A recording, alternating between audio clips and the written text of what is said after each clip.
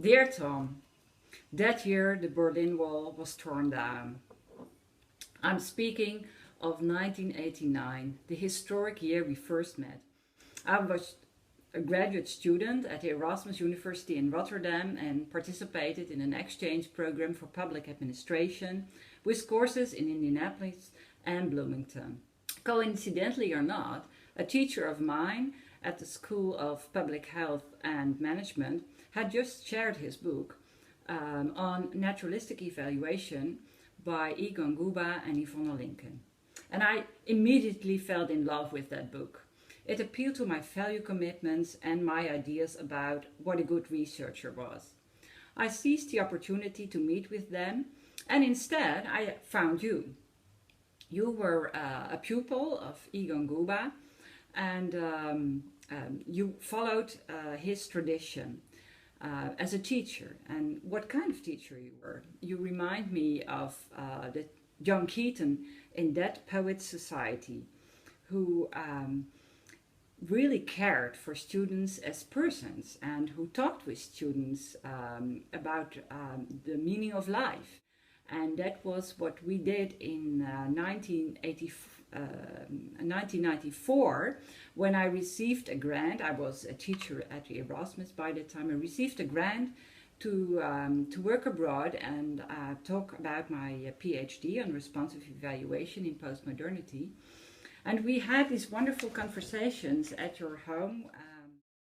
I remember a breakfast we had with a delicious food with croissants and sweets, and it was really wonderful. And you were lying on a couch like a Roman soldier, and me was sitting on the ground, and we were having conversations about continental philosophy and the humanities and what it meant for evaluation. And we talked about the work of Hans-Georg Gadamer, Truth and Methods.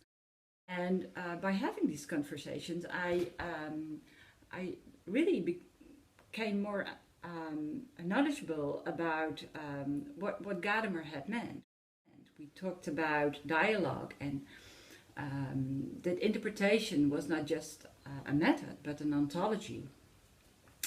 That dialogue was like a play, wherein player and played are carried away, forgetting time and place.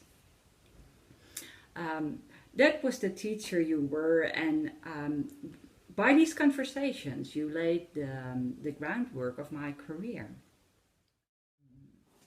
Am I sentimental or not when I say that these personal conversations were unforgettable? I think not. Science and education have become dominated by productivity norms and efficiency, plugging codified knowledge in as many students as possible. The publish or perish culture, the enormous amount of publications, the economization of life. All these things make you long for the conversations I had with you. And fortunately, I'm not alone in this.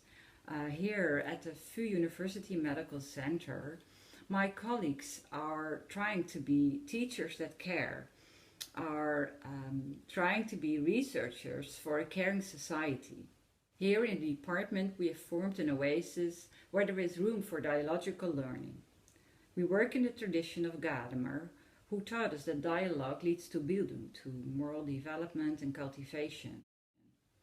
And that is what we try to do within clinical ethics support and moral case deliberation. And that is also what we practice in research. We have conversations with participants about their practices. We are not standing above these practices, but are embedded in those practices. And Bildung is a way of training the responsiveness for the other. That is what, for us, is the heart of responsive evaluation and inquiry. We are a dynamic group, and I'm proud of the oasis we created here in Amsterdam. We work in a tradition of Gadamer, and we share those ideas with many people here in the Netherlands, but also abroad. Over the years, we kept seeing each other, and I remained a reader of your work. And one of the books you published in 2002, entitled The Evaluation Practice Reconsidered, is the book I'm going back to each time again. Here it is. In that book, you are critical of evaluation as a technical, disembedded practice, which leads to an undermining of moral responsibilities and meaning-making processes and identity formation. And as an alternative, you propose to consider evaluation as a particular form of pedagogy, wherein mutual learning processes are central, and self-understanding, where the evaluator is not a sort of king philosopher standing above practice, but a social critic or a social commentator standing within that practice. Tom, you retired, and with Sherry, I know that you will even more enjoy the good things in life. And I'm proud that we can carry on in the spirit of your work. Thank you.